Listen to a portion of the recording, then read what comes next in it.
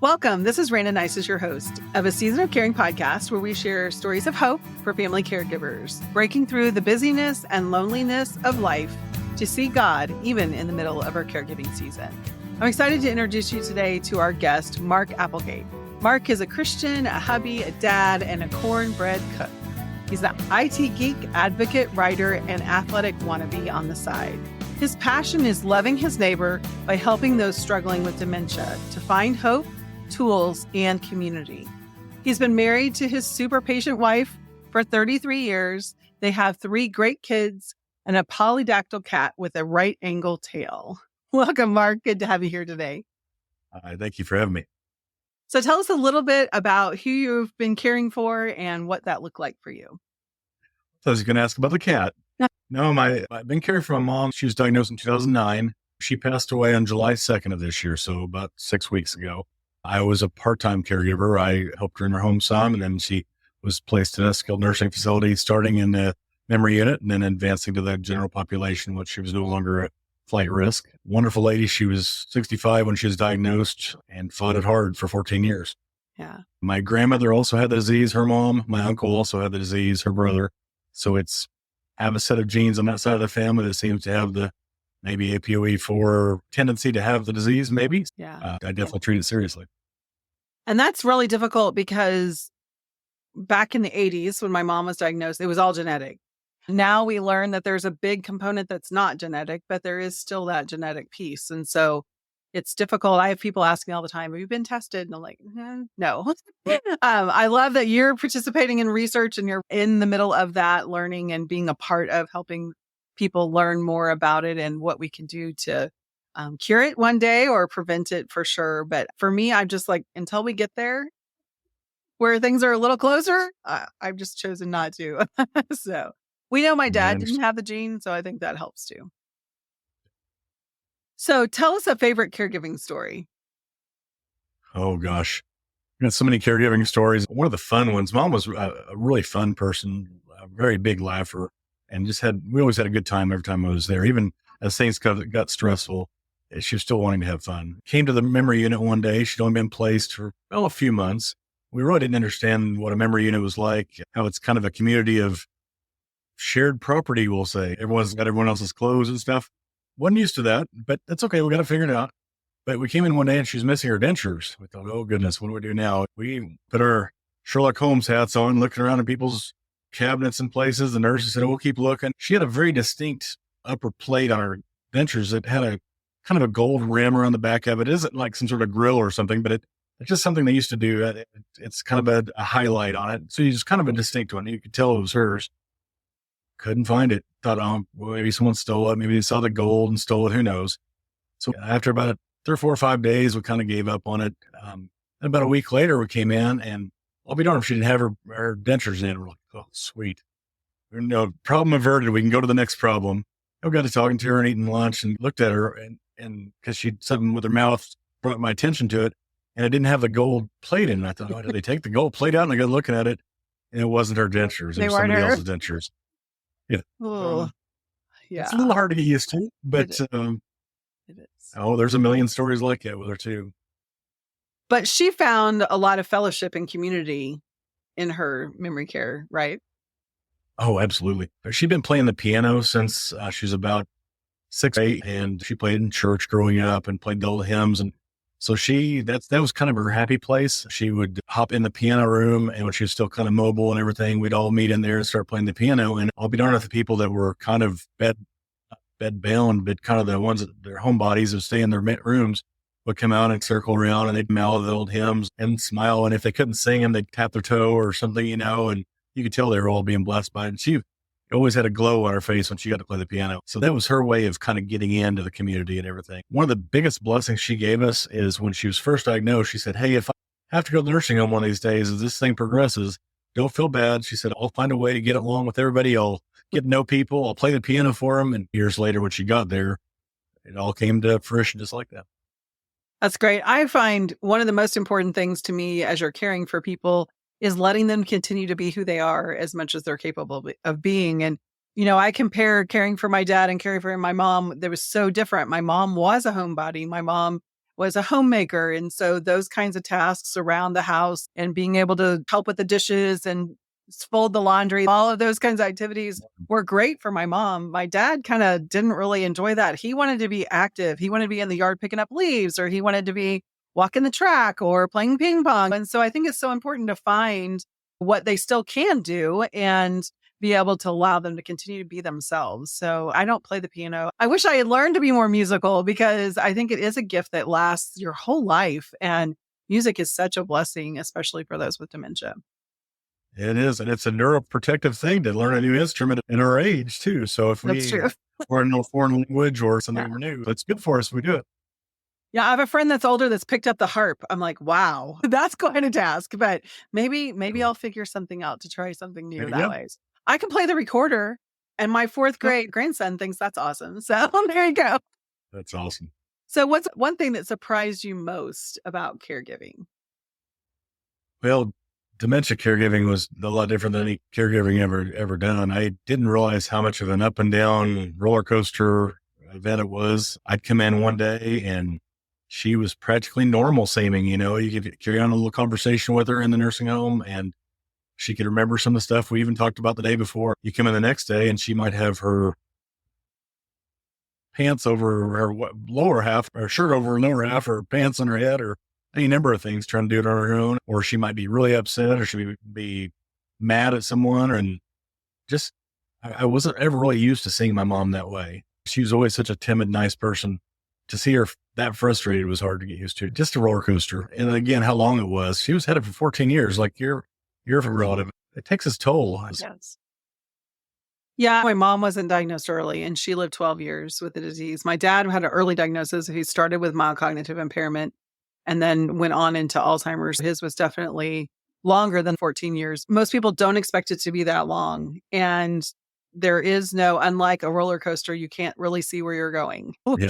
There is no stopping and getting off and then starting again.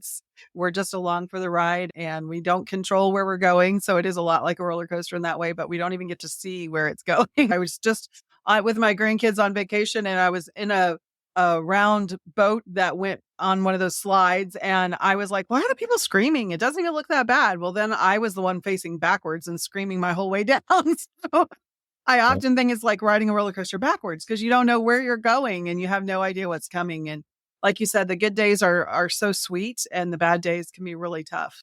I wasn't prepared for that at all. I mean, we should have been, because my grandmother had it, but she was much older at the time, and she didn't go into it seeming like my mom did. My mom was extremely athletic. I mean, she'd walk 5 miles a day, and she was sharp as a tack up until the year she was diagnosed, really. So it was caught off guard. We shouldn't have been, but we were caught off guard completely. Yeah.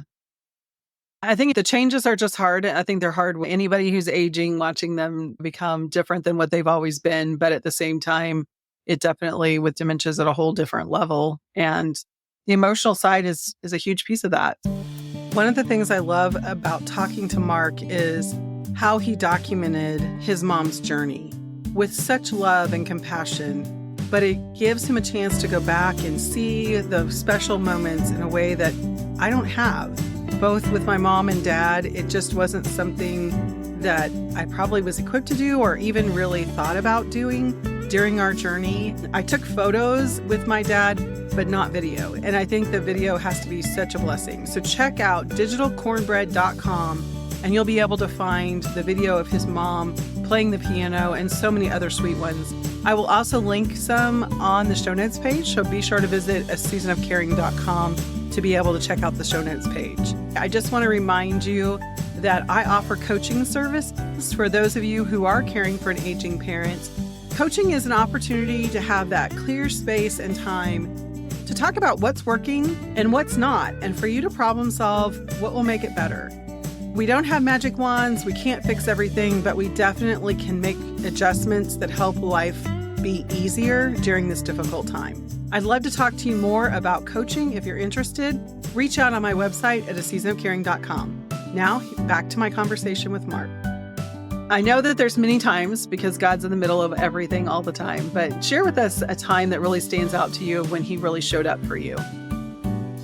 I had a really bad day that day. with her. I got there and it was one of those bad days where she was upset, crying. She had her clothes unrolled. She was just having all sorts of issues, We got her settled down in her room and everything. And we said, hey, let's go ahead and play the piano. She started playing the old hymns. I think she played Blessed Assurance, if I remember right on this video. And right in the middle of her video, I kind of panned the camera around to the other side. My stepdad's singing on the left here to me. And she's playing. She looks over at me and smiles while she's playing it. She's barely verbal in real life at this point, but she could sing pretty well still. And if you could see the video on my blog, she got a nod in her head too, because she'd fallen several times. But right in the middle of her playing, smiling, after being upset, really upset, 15 minutes before then, she reaches up with one hand still playing and gives me the okay symbol. Did God somehow prompt her to let me know it's going to be okay? Yeah. I was a mess. And I thought, it was one of those days we all get as a caregiver. We think this is just going on forever. And she still had 5 years at that point. Wow. But it was really, really bad day. And it was a blessing to me for sure. Millions of other stories like that. And God has always been there in very challenging behavior days. And in 2021, during COVID, they called us in and said, well, we have bad news. She's had some seizures. They haven't let us in the building for, 8 months or whatever because of COVID. They said, well, in all likelihood, this is your last weekend with her. So we're going to set aside a special room and put baggies on the wall so you can come in and spend the last day with her. So we brought in me and my siblings and my stepdad and spent, a full 24 hours singing the old songs and laughing and just, kind of just seeing how she's doing. And she perked up a little bit, and then the next day, still there, perks up a little bit more. We're all having a good time and just kind of talking and visiting, and I guess it was day 3. They said, well, I guess we was kind of wrong on that whole dying thing. So you guys need to go ahead and leave again. Oh, very discouraging in our heart at the time, but it's also very encouraging that he gave us another chance because we were starting the grieving process again. Yeah. We've been pre-grieving for 10 years, but we started the real grieving process. And then the Lord said, no, it's not time yet. So we got they kicked us out again for the rest of the COVID. So another 6 months without getting to see her other than through the window.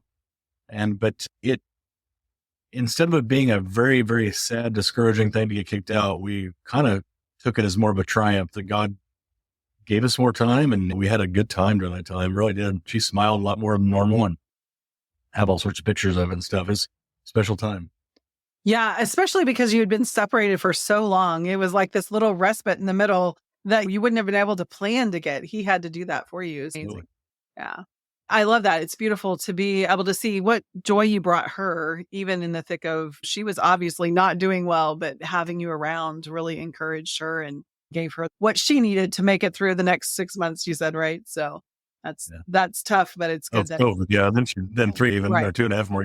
Yeah. Without being able to be with her is what I was thinking. Oh yeah.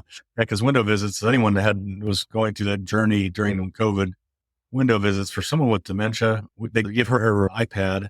They'd have us through the window talking into our phone, and she's like waving us in. It's like, we couldn't even really tell her we couldn't. It was almost worse doing window visits than it was not doing them, I tried. That it's tough. I think for normal people, it was difficult. So people with brain change and dementia, I can't even imagine how difficult that was. I was thankful that wasn't part of our journey because it was such a crazy time in the world and definitely in trying to even just support your loved one. There were so many things that didn't make sense on so many sides. Well, share with us one thing that helps you to live content, love well, or care without regrets. Oh, goodness. Several things came to mind. One day I had my CEO of my company, my boss, come in to the nursing home with us. This is before COVID happened. She was still pretty early stage in the disease and everything. And not early stage in the disease, but early stage and needing to be placed. She was kind of early to mid stage. I was walking up and down the door pacing like we would do for hours sometimes, and see my CEO was with me doing it. And she looked over at me and said, Mark, is there something wrong with me? She didn't know what was going on kind of. And I said, what do you do? First of all, how do you answer that question? Wow. That's a hard one because there's all sorts of things wrong with her. I said, Mom, you have some big memory problems that we're trying to get worked out for you. We're talking to doctors. That's why you're here, is we're we're working through this with the doctors, trying to find a way to fix it for you. We'll do everything we can to make things well and everything. And she accepted that and was content with it herself. So when she became content with the fact that we were trying to help her, that helped me a whole bunch. Yeah. And it kind of led me on a journey that doing things for people with dementia is one of those ways that all things work for the good or those who love God and called according to his purpose, right? It's one of those ways that things like that, which is really pretty cruddy, can work for good. It kind of gave me a service niche in the kingdom where I could make good things out of bad things happen. So I hate to use a cliche that it gave me purpose, but it did. It gave me a purpose with the disease. It really did. And all along the whole time, doing a lot of kind of unusual things for the Alzheimer's Association and through iWorks Area Agency on Aging, Senior Age, and doing a lot of unusual things, a lot of extra things with them has helped me mentally health-wise. It's helped me spiritually too. It's helped me kind of, in my mind, make good out of bad. Mm-hmm. That makes sense? I can really relate to that. I know for me, because Alzheimer's been a part of my life since I was 16, obviously losing my mom and having my dad diagnosed, it was really difficult to hear that diagnosis just because it was like, really, we're going to have to do this again? I mean, it just seemed unbelievable. But after his passing, that was definitely one of the things the Lord really laid on my heart was the scripture that talks about take the comfort that you've been given and comfort others with that. That's kind of how I then made that shift in my career to offering support to caregivers because I know how important it is to have that support. And I walked that walk. So definitely gives us a way to be able to make peace with what his will was, knowing we can trust him, but it still hurts. And so I think it helped me to take some of that hurt and really, like you said, serve others and encourage them with the comfort that I was given. Yeah, it's not meaningless. Nothing that happens to us or about us or around us is meaningless. It may seem meaningless sometimes if it's something small, but it's not a senseless death we're dealing with in dementia. There's a purpose somehow, and somehow it's for the good, and somehow we have to find that path where it is. Mm-hmm. Another thing that came to mind when you were sharing about your mom asking that was my dad after diagnosis and before he was that dependent on help, his sister lived with him and I would go and visit once a month. I lived out of town and I would come home and almost every time he would say, Rayna, can you help me? And I'd be like, sure, Dad, what do you need? And he would say, there's something wrong with me. Can you take me to the doctor? Yeah, Dad, you're right.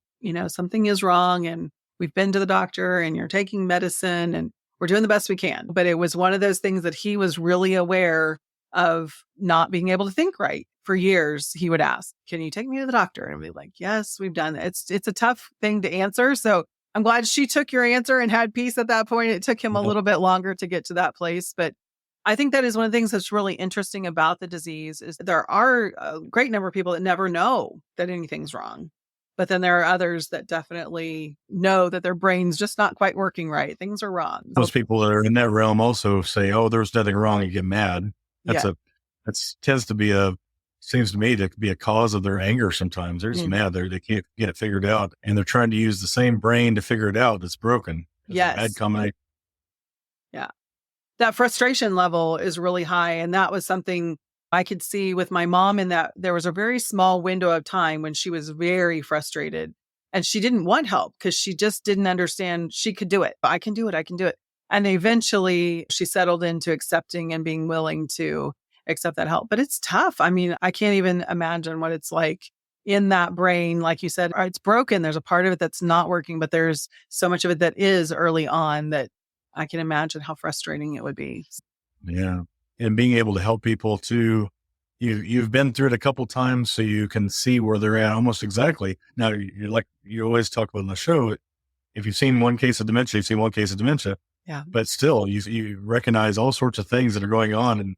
And in the support groups I'm involved in and facilitate, constant question begins with, have you ever seen ... Yeah. And 6 out of 12 or 6 out of 20, so it's hard. But I think that's where support groups really help. And having support can also help because it is so foreign to watch your loved one go through this. When you hear others have been through it, have survived it, there's comfort that comes with that and wisdom that they can share. Well, we tried this and it worked. And not everything works for everybody, but some things to try are more helpful than not at all, right? So I love that you're really Absolutely. giving back in that way, because support groups are so important.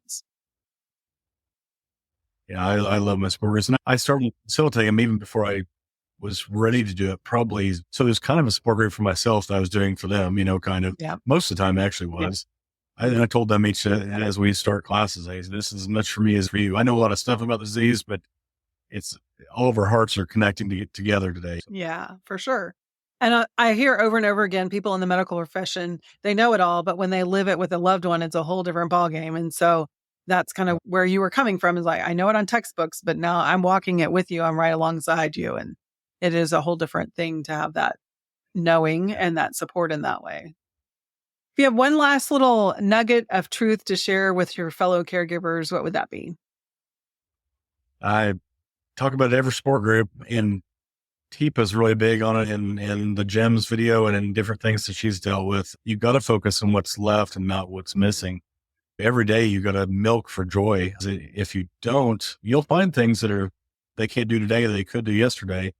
It'll make you despondent and sad, and you've missed out on opportunities to have good times too. Every day, honestly, till the last week my mom was alive, we had joy. We really did. We had times. It wasn't happy, skippy, what most people would think is joy at all. I mean, Mom, a good example, my mom toward the end, had Parkinsonism. Her arms were pulled up like this, up to her chin, had washcloths in her hands.